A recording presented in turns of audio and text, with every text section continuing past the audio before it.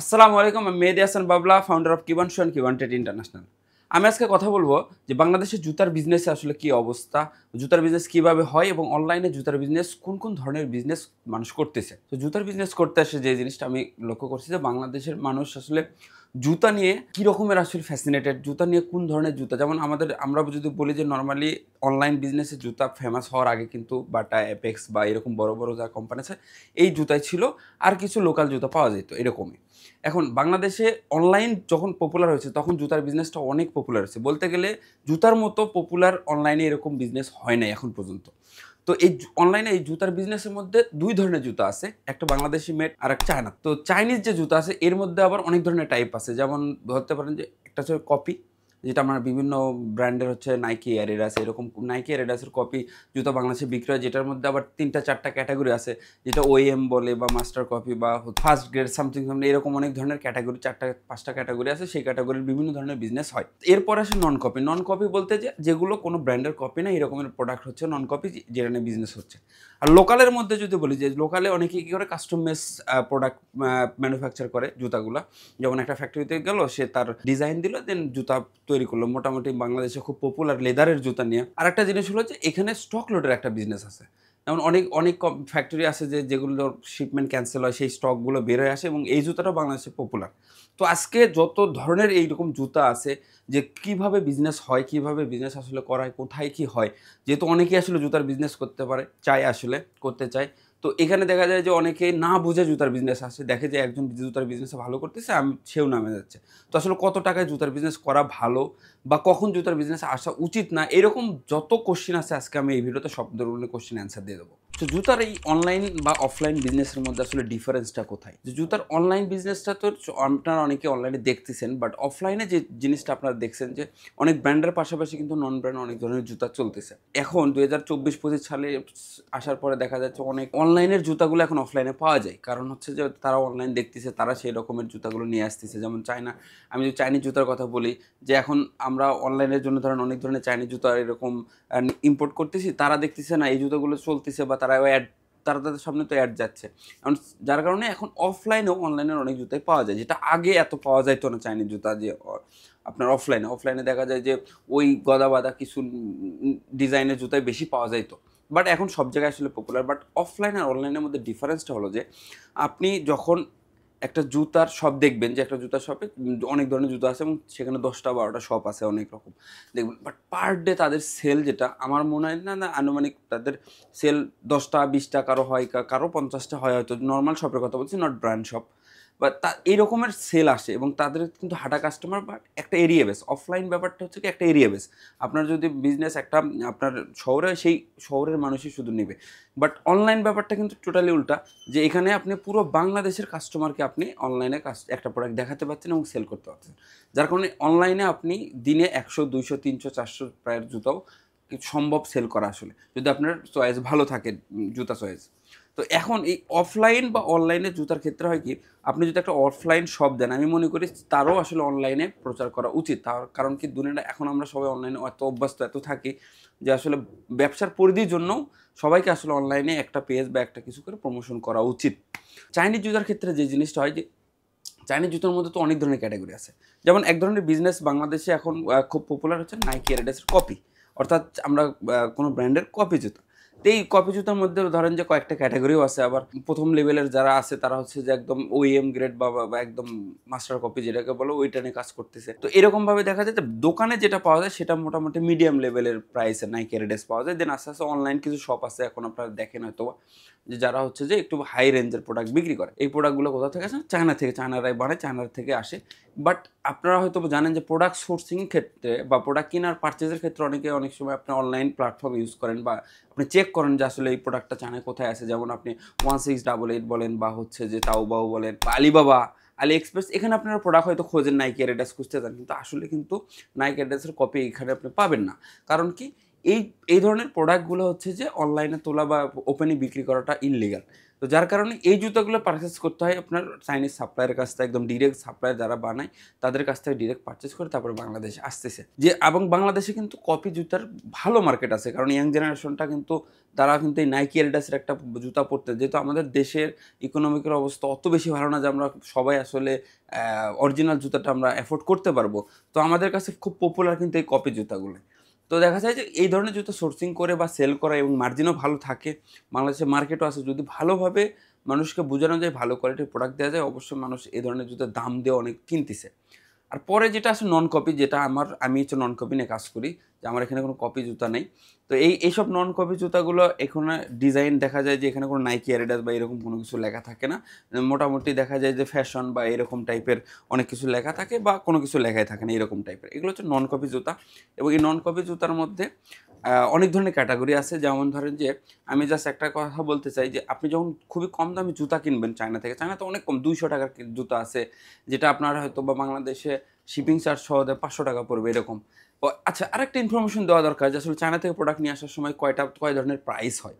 যেমন এই প্রোডাক্টটা যদি আপনার চায়নাতে ওখানে যে আপনি 1,500 টাকায় পারচেস করেন, যে 1,500 টাকায় পারচেস করলেন, নিয়ে আসার কস্ট কত? নিয়ে আসার কস্ট হচ্ছে পার কেজিতে, সেটা 750 হতে পারে, 780, এক এক সময় এক এক রেট চলে। তো পার কেজিতে ওয়েট চার্জ, যেটা নিয়ে আসার শিপিং চার্জ বলি। সো দ্যাট মিনস এই জুতাটা যদি 300 টাকা শিপিং চার্জ পড়ে আর 1500 টাকা কেনায় 1800 টাকা আপনার পড়বে জুতা কেনার, তারপরে আপনি তার উপরে সেল করবেন। এখন এই জুতাগুলো দেখেন, এটা অনেক হালকা জুতা, হ্যাঁ, এরকম যখন আপনি কম দামি জুতা কিনবেন চায়না থেকে, তখন যে জিনিসটা হবে সেটা পিভিসি সোল হবে, হ্যাঁ, এগুলো ফাইল অ্যান্ড সোল দিয়ে করা, তার কারণে হালকা হয় এবং আপনার হচ্ছে যেগুলো নরম হয়।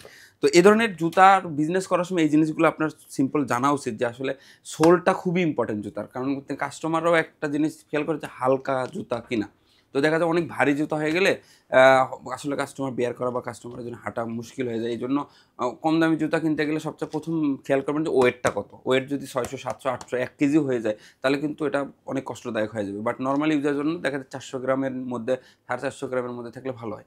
তো এটা একটা ভালো ইনফরমেশন যে আসলে যে আমি কীরকম দামের প্রোডাক্ট কিনবো এবং কাস্টমারের কাছে কীরকম দেবো। আর ফাইল অ্যান্ড সোল কি, জুতার বিজনেস করতে আসবেন, হয়তো কারো দেখে আসতেছেন, বাট অ্যাকচুয়ালি একটু হলেও ইনফরমেশন জানা দরকার যে এটা আপার, এটা সোল, এর মধ্যে ইনসোল থাকে, এরকম অনেক কিছু থাকে। তো এই ব্যাপারগুলো হচ্ছে একটু খেয়াল রেখে, এই ব্যাপারগুলো একটু আপনি জেনে শুনে তারপরে বিজনেস আসাটা বেটার।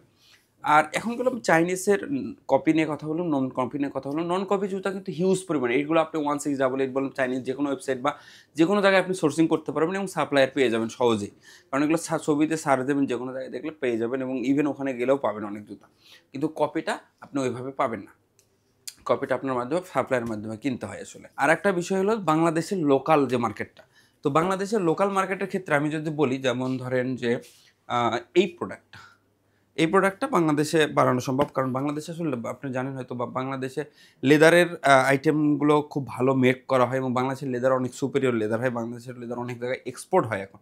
সো এই লেদারের আইটেমগুলো আপনার হচ্ছে যে বাংলাদেশে আপনি তৈরি করতে পারেন। এই ধরনের লেদারের অনেক ধরনের লোফার দেখছেন যে লোফারগুলো বাংলাদেশে খুব পপুলার, অল্প দামের এবং ভালো প্রাইসে দেওয়া যায়। লেদারের প্রোডাক্টটি ভালো প্রাইসে, অনেক কম প্রাইসে দেয়। এরকম অনেক ব্র্যান্ড বাংলাদেশে এখন অনলাইনেও তৈরি হয়েছে, অফলাইনে তো আগের থেকে আসে। অনলাইনে বলতে গেলে অনেক শপ এরকম তৈরি হয়েছে যারা হচ্ছে যে অনলাইনে বাংলাদেশে হচ্ছে প্রোডাকশন করে এবং বাংলাদেশে সেল করতেছে এবং ভালো দামে দিতে পারে। যেটা চায়না থেকে যদি লেদার একটা প্রোডাক্ট ইম্পোর্ট করতে চান, সেক্ষেত্রে অনেক টাকা প্রাইস পড়ে, কারণ চায়নারা আসলে দেখা যায় যে বিভিন্ন জায়গা থেকে লেদার সংগ্রহ করে দেন তারপরে সেটাতে মেক করে, যার কারণে প্রাইসটা অনেক বেড়ে যায়। বাট আমাদের দেশে কিন্তু এই জিনিসটা নাই। বাট ওদের দেশে আবার আরেকটা টেকনোলজি ভালো, সেটা হচ্ছে এই যে সোল ব্যাপারটা হচ্ছে যে সোল বানাতে হলে কি লাগে, একটা মোল্ড লাগে। তো বাংলাদেশের চাইতে চাইনিজের মোল্ড অনেক কস্ট কম হয়। বাংলাদেশের চাইতে চাইনিজের সোল তৈরি করা এবং তাদের সোল ভালো হয় দেখতে এবং দামও কম পড়ে। বাংলাদেশে এই জিনিসটা একটু যে আপনি যদি মেক করতে যান, যে একটা সোল, বাজারে অনেক ধরনের সোল পাওয়া যায় এখন বাংলাদেশে, তেমন ওই সোল চুজ করলেন, দেন তার উপরে আপনি একটা আপার দিয়ে কোনো ফ্যাক্টরি থেকে বানিয়ে নিতে পারেন এরকম, এবং সেটা আপনি অনলাইনে সেল করতে পারেন। এবং এই বিজনেস বাংলাদেশে হাজারিবাগ বলেন, হিমায়তপুর বলেন, এরকম বিভিন্ন ফ্যাক্টরি আছে যারা খুব অল্প এমকিউতেও প্রোডাক্ট বানিয়ে দেয় এবং আপনার ইভেন অল্প এমকিউতে আপনাকে হচ্ছে যে ভিতরে হচ্ছে যে আপনার ব্র্যান্ডিংও করে দেবে। তো আপনি দেখা যায় আপনি নিজস্ব ব্র্যান্ডিং, আপনি একটা জুতার বিজনেস করতে পারবেন, যে একটা ক্রিয়েট করতে পারেন যে হ্যাঁ, আমার ব্র্যান্ডে একটা জুতার বিজনেস করবো, লেদারের জুতা করতে পারেন। ইউনিক ডিজাইন যদি পারেন, তাহলে আপনি সবসময় আগায় থাকবেন। একটা জিনিস কি, বাংলাদেশে সবাই যে কি করে জুতার বিজনেস করতে আসে একই রকম জুতাই সবাই বানায় বা একই রকম জুতাই সবাই হচ্ছে যে সেল করতে যায়। আমি মনে করি যে যদি একটু ইউনিক ডিজাইন করেন, ইউনিকভাবে একটু ম্যাটেরিয়াল ইউজ করেন, যেমন এখানে যে অ্যাক্সেসরিজগুলো আছে, এই অ্যাক্সেসরি এইটার কোয়ালিটি, এইটা সুইং কোয়ালিটি, এগুলো যদি আপনি একটু খেয়াল রাখেন, এগুলো যদি এই রকমের প্রোডাক্ট তৈরি করতে গেলে তাহলে দেখবেন যে আপনার প্রোডাক্টটা অবশ্যই ১০ জনের থেকে আলাদা হবে। যখন ১০ জনের থেকে আলাদা হবে তখন কিন্তু আপনার প্রোডাক্টটা অবশ্যই কি সেল বেশি হবে। তো বাংলাদেশে এইটা আছে একটা যে হ্যাঁ, আপনি প্রোডাক্ট তৈরি করে নিয়ে বেচতে পারবেন। আবার বাংলাদেশে হচ্ছে যে হোলসেল পাওয়া যায় বিভিন্ন জায়গায়, যে আপনি গুলিস্তানের দিকে পুরান ঢাকার দিকে ওখানে বড়, বড় ঢাকা ট্রেড আছে বা হচ্ছে ফুলবাড়ি মার্কেট আছে। এখানে কিন্তু আবার লেদারের জুতা না স্নিকার সহ সবই হোলসেল হয়। ওইখানে আপনি হোলসেল নিয়ে আপনি শুরু করতে পারেন ছোট করে, দেন আস্তে, আস্তে আপনি প্রোডাকশনে যাইতে পারেন। এরপরে যেটা আসে যে হচ্ছে স্টক লোড। স্টক লোড প্রোডাক্টটা হয় কি, এটা নিয়ে একটা ঝামেলা আছে কি, স্টক লটের প্রোডাক্ট বলতে আপনি আমার কাছে স্টক লটের প্রোডাক্ট একসময় ছিল, এরকম নাই মনে একটাও এখন। থাকলে আমি দেখাতে পারতাম। মোটামুটি এই টাইপের প্রোডাক্ট হয় স্টক লটের, যে একটা সাদা মাটা ডিজাইনের, যে যে ডিজাইনটা খুবই আদিকাল থেকে চলতেছে এই টাইপেরই ডিজাইন হয়। আমি দেখছি অনেক সময় স্টক লটের বেশিরভাগ প্রোডাক্ট, বাট নট সব প্রোডাক্ট, বাট বেশিরভাগ প্রোডাক্ট। তো এই ধরনের প্রোডাক্টগুলো হয় কি, আপনি একটা ফ্যাক্টরি থেকে ধরেন অর্ডার ক্যান্সেল হয়ে গেছে, যেমন বাংলাদেশে গত ১ বছর ১.৫ বছরে সবচেয়ে বেশি মনে হয় স্টক লটের স্নিকার্স বেরিয়েছে, সেটা হচ্ছে রেড টেপের। আপনারা হয়তো মার্কেটের বিভিন্ন জায়গায় দেখছেন রেড টেপের প্রোডাক্ট। এই জিনিসটা ভালো বিজনেসও আছে, আবার কিছুটা খারাপও আছে। ধরেন রেড টেপের একটা প্রোডাক্ট তাদের ওখান থেকে রিজেক্ট হয়েছে কারণে এখানে বের হয়ে গেছে, ধরেন যে ৭০,০০০ পেয়ার হচ্ছে জুতা বের হয়ে গেছে ফ্যাক্টরি থেকে। এখন আপনি কি করছেন, আপনার একটা ভালো শপ আছে, আপনি দেখলেন যে ওটা কম দামে পাচ্ছেন, আপনি নিয়ে নিচ্ছেন। একটা ব্র্যান্ড শপ, মানে আমার মতো একটা ব্র্যান্ড, যে আমি আমি এই ধরনের কাস্টমার মেইনটেইন করি, আমি মোটামুটি ভালো লেভেলের কাস্টমার মেইনটেইন করি।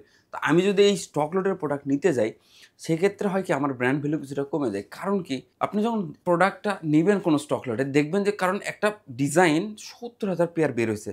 এই প্রোডাক্টটা যাবে ফুডে, এই প্রোডাক্টটা যেকোনো জায়গায় পাওয়া যাবে। কারণ আপনি ৳৬০০ দিয়ে কিনলেন বা ৳৭০০ দিয়ে কিনলেন, আপনি ৳১৪০০-১৫০০ বিক্রি করতে গেলেন।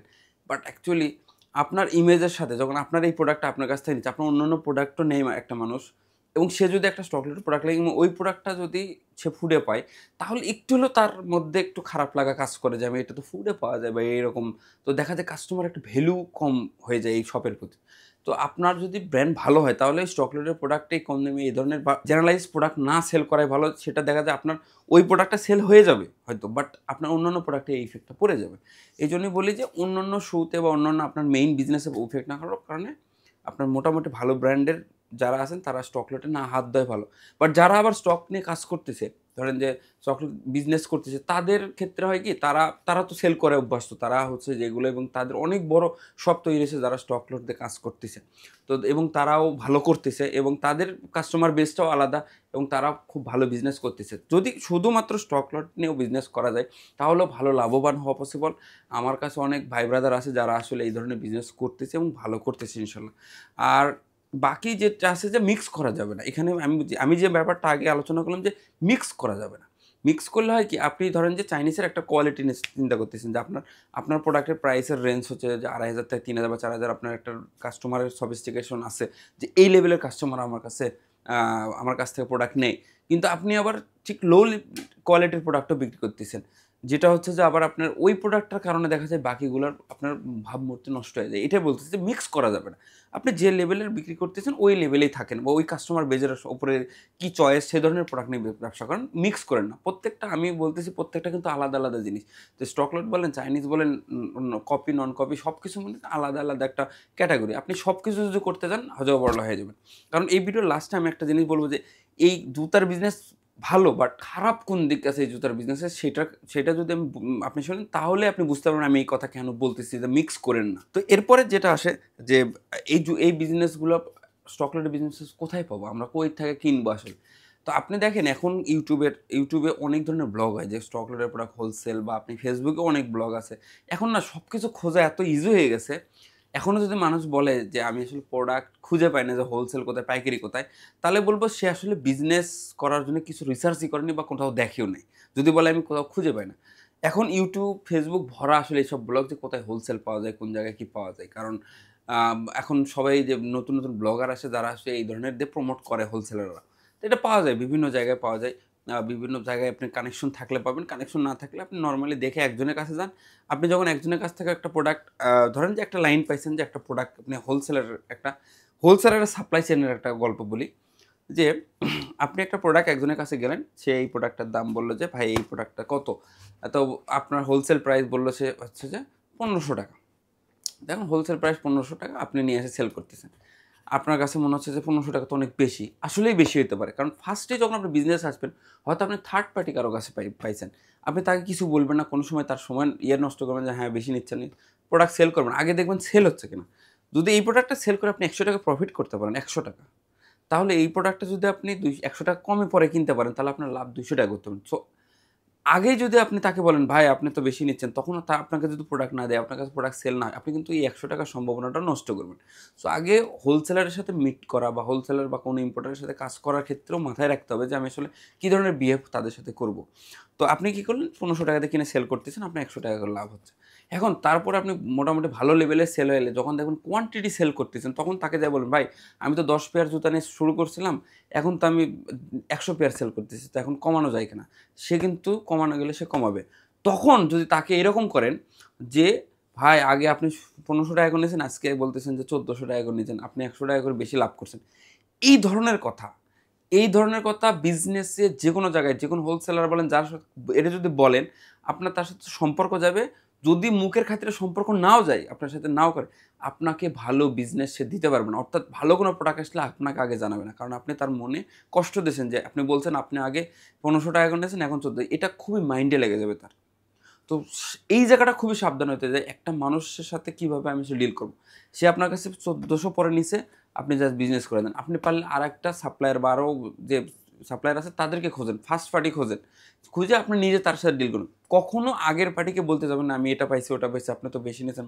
দরকার নেই। কারণ আপনি আপনাকে যদি সে ১৬০০-১৫০০ না দিত বা আপনার কাছে প্রোডাক্ট না সেল করতো, আপনি কিন্তু এই বিজনেসে আসতেন না। এটা মাথায় রাখতে হবে যে আপনি কোন লেভেলে যা কি করবেন। তো অনেক বিজনেসম্যানরা এই ভুলটা করার কারণে অনেকের ভালো সাপ্লায়ারের সাথেও সম্পর্ক নষ্ট হয় এবং ভালো কোনো প্রোডাক্ট পায় না। এমন সময় এমন প্রোডাক্ট আসবে দেখবেন যে খুব হিট প্রোডাক্ট, আপনার কাছে ফোনই দিচ্ছে না যে এরকম প্রোডাক্ট আসছে। যে তার সাথে ভালো বিহেভ করে, ওয়েল বিহেভ করে বা ভালো সম্পর্ক তার কাছে দিয়ে দিচ্ছে। তো এই সুযোগটা কখনো মিস করবেন না। তো আপনি এখন এই জুতার বিজনেস করতে আসলে অনেক ধরনের কোয়েশ্চেন আসলে আপনার মধ্যে থাকতে পারে। যেমন খুব কমন কোয়েশ্চেন হচ্ছে যে জুতার বিজনেসটা আসলে সব সিজনে চলে কিনা? মোস্ট কমন কোয়েশ্চেন এটা। যে সব সিজনে আসলে জুতার বিজনেস চলে কিনা? আমি করতে যাই শুধু শীতকালে জুতা চলে কিনা? বা শুধু শীতকালে জুতা ভালো সেলাই দেন, তারপরে সারা বছর এরকম সেল হয় না। এরকম কোয়েশ্চেন অনেকেই করে। আমি বলব আসলে বিজনেস যেহেতু আমি এখন ৬ বছর হলো করতেছি জুতার বিজনেস।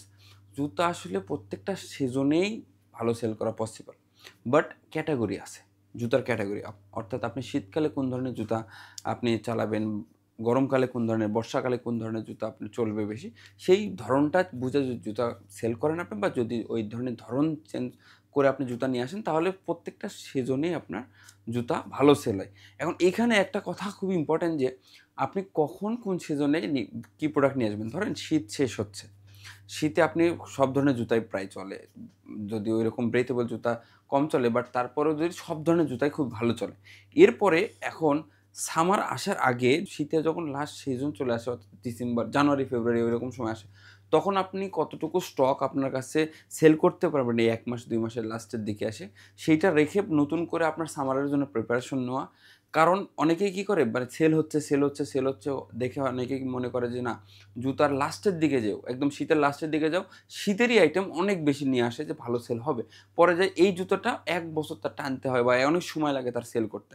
এখানে কি হয়, তার একটা টাকা আটকে থাকে এবং ওই টাকা যদি আটকে না থাকতো, সে যদি জুতার ঐরকম বুঝতো যে হ্যাঁ, সিজনের ১ম দিকে আমি যে জুতা করছি, এটা এই পরিমাণ আমি লাস্ট পর্যন্ত সেল করতে পারবো।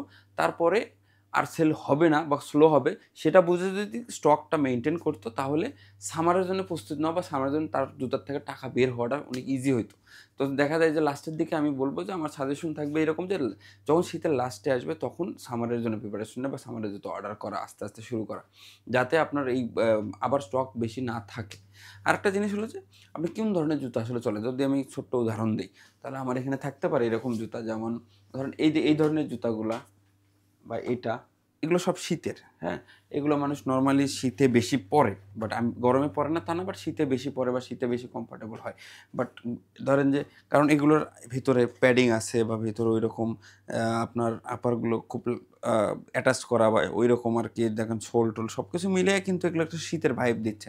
শীতের মধ্যে আমাদের গরম লাগবে, সেই গরমটাই করবে। বাট যদি সামার বলি, সেই সামারের ক্ষেত্রে এই যে ব্রেথেবল, যেখানে আপনার বাতাস ট্রান্সফার করবে এইরকম বা হালকা ওয়েট, হ্যাঁ, যেখানে ইজিলি আপনি পড়তে পারবেন খুব ইজিলি। এই ধরনের জুতাগুলো সামারে মানুষ পরে। কারণ আমরা আসলে স্যান্ডেলের যুগ থেকে বের হয়ে এসে এখন কিন্তু সবারই স্নিকার সবসময়ই লাগে। তাই না? আমরা কিন্তু দেখেন আপনি আশেপাশে যে জুতা আসলে গরমের মধ্যে মানে জুতা পরেই থাকে। এখন স্যান্ডেল ওরকম পরে কেউ বের হয় না। স্যান্ডেল খুব পাঞ্জাবির সাথে পরে বা এরকম টাইপ। তো জুতা যেহেতু পরে সবাই, তো কোন ধরনের জুতা পরে সেটা বুঝে যদি আপনি নিয়ে আসতে পারেন তাহলে গরমের সিজনেও ভালো জুতার সেল করতে পারবেন। আর স্যান্ডেলের বিজনেস তো আছেই, সাথে আপনার ঈদের সময় দেখা যায় যে পাঞ্জাবির সাথে পরার জন্য যে হাফ লোফার বা লোফার বা হচ্ছে যে স্যান্ডেল এগুলো চলে। তো এই ধরনের আপনি সিজন বুঝে বা বৃষ্টির সময় আপনার কোন ধরনের জুতা যেগুলোতে কাদা লাগবে বাট একটু পরিষ্কার করলে সহজেই পরিষ্কার করা যাবে, এই ধরনের জুতা। তো এই সিজন বুঝে যদি আপনি জুতা নিয়ে আসতে পারেন তাহলে আপনি জুতার বিজনেস মানে বছরের প্রত্যেকটা মাসে আপনি ভালো বিজনেস করতে পারবেন। বাট হ্যাঁ, সিজন থাকে, ঈদ একটা সিজন থাকে, শীত একটা সিজন থাকে, তখন তো অবশ্যই ভালো ডাবল বিজনেস হবে, এটাই স্বাভাবিক। এরপরে যে কোশ্চেনটা আসে যে আসলে জুতার বিজনেসের চ্যালেঞ্জগুলো কি? যে জুতার বিজনেসে আর কি চ্যালেঞ্জ থাকতে পারে? জুতার বিজনেসে আমি first and most important challenge হচ্ছে সাইজ। কারণ আপনি যদি শুধু মেন্সের জুতা নিয়ে কাজ করেন, আমি আমি দেখেন যে এই জুতার বিজনেসে মেন্সের ক্যাটাগরি যদি চিন্তা করি যে শুধুমাত্র ৩৯ থেকে ৪৪ বা ৪৫ সাইজের জুতা, এখানে ৬টা থেকে ৭টা সাইজ হয়ে যায়। তো এই ৬টা সাইজ হলে আপনি যদি ১০টা ক্যাটাগরির জুতা নিয়ে আসেন, ১০টা কালার, তাহলে কিন্তু প্রায় ৬০টা ক্যাটাগরির হচ্ছে আপনার প্রোডাক্ট হচ্ছে, ভেরিয়েন্টের প্রোডাক্ট হচ্ছে। তো এই যে সাইজ, ধরেন একটা জুতা আপনি নিয়ে আসছেন, প্রত্যেকটা জুতা ১০ পেয়ার করে নিয়ে আসেন বা আপনি সাইজ বুঝে যে ৪০, ৪১ বেশি যায় ওটা ওইভাবে নিয়ে আসলেন। বাট দেখলেন যে ৪১টা শেষ হয়ে গেছে, ৪২ রয়ে গেছে বা ৪৩ রয়ে গেছে বা ২টা সাইজ একদমই নাই হয়ে গেছে। তখন এই জিনিসটা হচ্ছে জুতার বিজনেস সবচেয়ে চ্যালেঞ্জ। এই ক্ষেত্রে আপনার সলিউশন হলো যে তখন এই প্রোডাক্টগুলো সেল করার জন্য আবার হয় প্রোডাক্ট নিয়ে আসতে হবে। আদারওয়াইজ এই প্রোডাক্টগুলো আবার ডিসকাউন্টে সেল করতে হবে আপনার। না হলে সেল হইতে গেলে আপনার কি হবে? মার্কেটিং কস্টটা বেড়ে যাবে। যেহেতু আপনার ২ টা ৩ টা সাইজ নাই। দেখবেন, এবং আরেকটা জিনিস আছে যে আসলে এটা ম্যাজিক্যাল একটা ব্যাপার যে সাইজটা শেষ হয় ওই সাইজে মনে হয় বেশি চায় মানুষ। তো এই এটার সলিউশন হলো যে আপনি জুতার ডিজাইন বুঝে, এই জুতাটা যেমন লো কাট জুতা কোন সাইজের মানুষ বেশি পরে, হাই কাট জুতা হাই জুতাগুলো কোন সাইজের মানুষ বেশি পরে। তো ঐরকম দেখে সাইজ রেশিও করে নিয়ে আসা যায়। চায়না থেকে বলেন, বাংলাদেশে যেখানেই বানান, যে এইভাবে কিন্তু আপনি বানাইতে পারেন। অর্থাৎ ৩৯ আমার একটা রেশিও করবেন যে ১, ১, ২, ২, ৩ এই টাইপের রেশিও, যে আপনি একটু খুঁজে দেখবেন যে আসলে কোন সাইজের জুতা যায় বেশি। তো আমি যতদূর জানি ৪১, ৪২ সাইজটা বেশি যায়। বাংলাদেশে ৪১ সাইজ এভারেজ বেশি। বাট যখন আপনি হাই একটু জুতা নেবেন তখন কিন্তু হাই জুতা কারা পরে? হাই জুতা স্বাভাবিকভাবে হাই জুতা পরে হচ্ছে যারা একটু ছোট সাইজের। যখন সাইজে ছোট যারা, তারা যখন তাদের হচ্ছে সাইজ হচ্ছে ৩৯, ৪০, ৪১, এই ৩ টা সাইজ বেশি যাবে ওই রকমের জুতা। বাট যখন হচ্ছে যে সোলটা হবে একদম পাতলা বা ডিজাইন হাই টাইপের, অর্থাৎ লম্বা মানুষকে যেরকম সাজে, যে জুতাগুলো তারা প্রেফার করে, সেই ধরনের জুতাকে আপনি কি ৪৩, ৪২, ৪৩, ৪০ বেশি যাবে, ৩৯, ৪০ কম যাবে। এইটা বুঝে যদি ওই রেশিওতে জুতা ইম্পোর্ট করতে পারেন বা জুতা হচ্ছে যে বানাইতে পারেন, তাহলে আপনার আবার এই স্টক পড়ার ইয়েটা কমে যাবে। আরেকটা জিনিস, স্টক যদি পড়ে যায়, যেহেতু সাইজের প্রোডাক্ট, তো স্টক পড়বেই। স্টক আপনার থাকবে, ডে স্টক থাকবে। তো এইগুলো কিভাবে সারাবো? এইগুলো সারানো হচ্ছে যে যদি আপনার এই জুতা আবার সেকেন্ড টাইম না নিয়ে আসেন, সেক্ষেত্রে এই জুতাগুলো আপনি ডিসকাউন্ট দিয়ে তারা যত তাড়াতাড়ি পারেন শেষ করে দেবেন।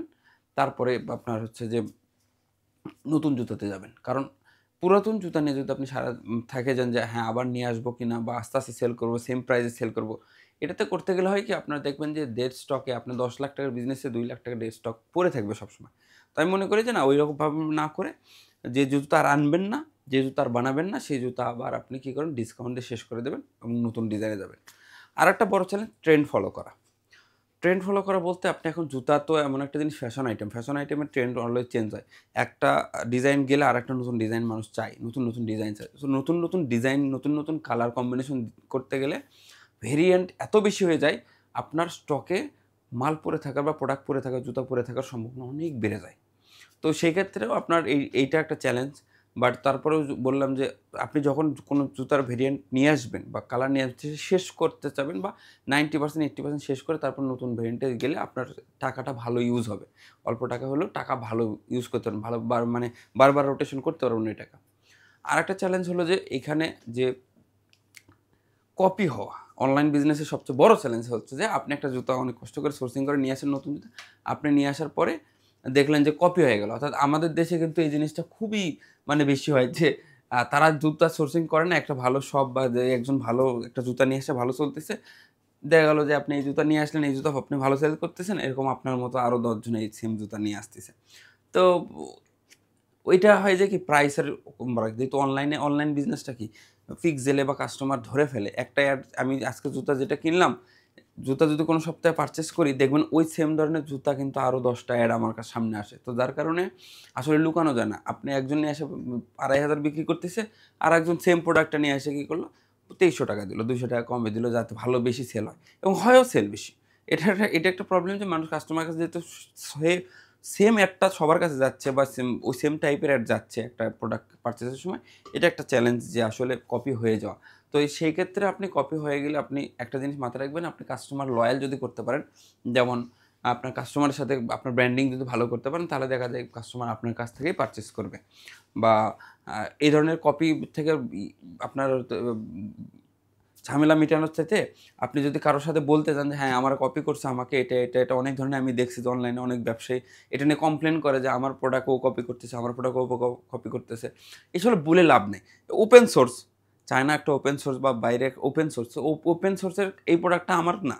এই প্রোডাক্ট চাইনিজ বানাচ্ছে যে কেউ নিয়ে আসতে পারে। তো এটা কেউ যদি কপি করে সেটা আমার আসলে বলার এখতিয়ার বা ওরকম থাকে না।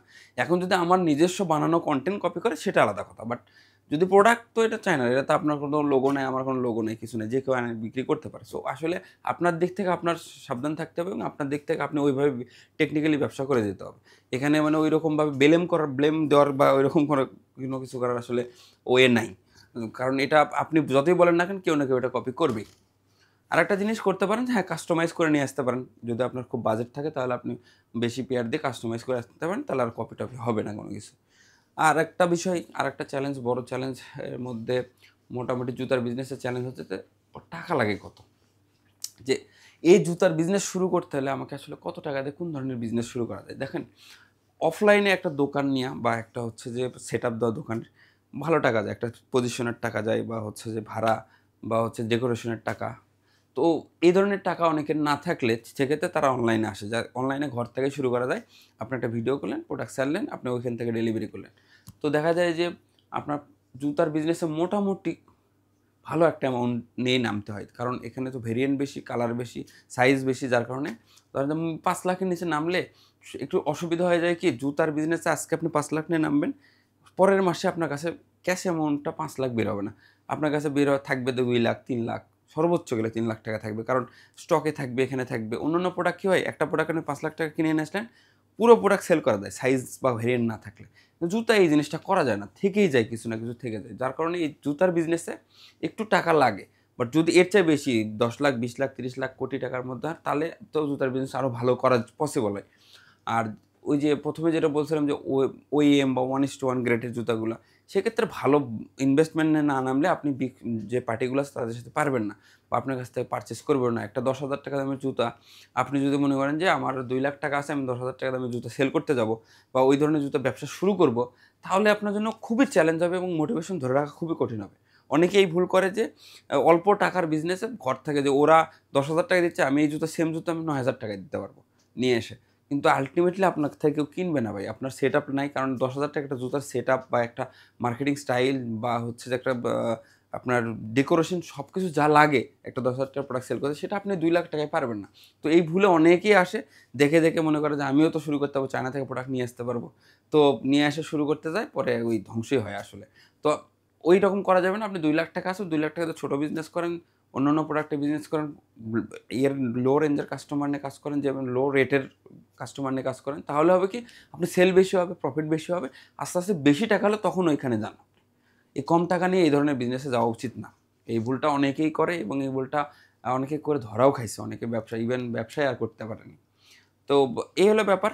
আর ওভারঅল জুতার বিজনেস বাংলাদেশে খারাপ না, অনেক ভালো বিজনেস।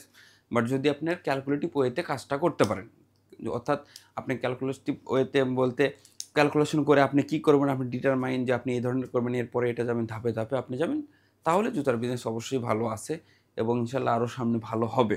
তো জুতা আপনি কোথা থেকে ইম্পোর্ট করবেন, আপনি কোথা থেকে বানাবেন, এইটা নিয়ে যদি বলি, বাংলাদেশে ম্যানুফ্যাকচারের ক্ষেত্রে আপনি হাজারীবাগ যাবেন, বিভিন্ন জায়গায় পাবেন ফ্যাক্টরি। আপনি হেমায়েতপুর যাবেন, সেখানে ফ্যাক্টরি পাবেন যে আপনি বানানোর জন্য। বাট যদি হোলসেল বলেন, সেটা আপনার গুলিস্তানের আশেপাশে আপনার বিভিন্ন মার্কেট আছে, সেখানে হোলসেল পাবেন। বাকি মিরপুরে আছে কিছু হোলসেলার ইম্পোর্টার আছে, তারা হোলসেল করে, এদিকে আশেপাশে পেয়ে যাবেন। আর ইম্পোর্ট করার ক্ষেত্রে যেমন আমি বলছিলাম যে কপি জুতা ইম্পোর্ট করাটা একটু টাফ হয়ে যায়।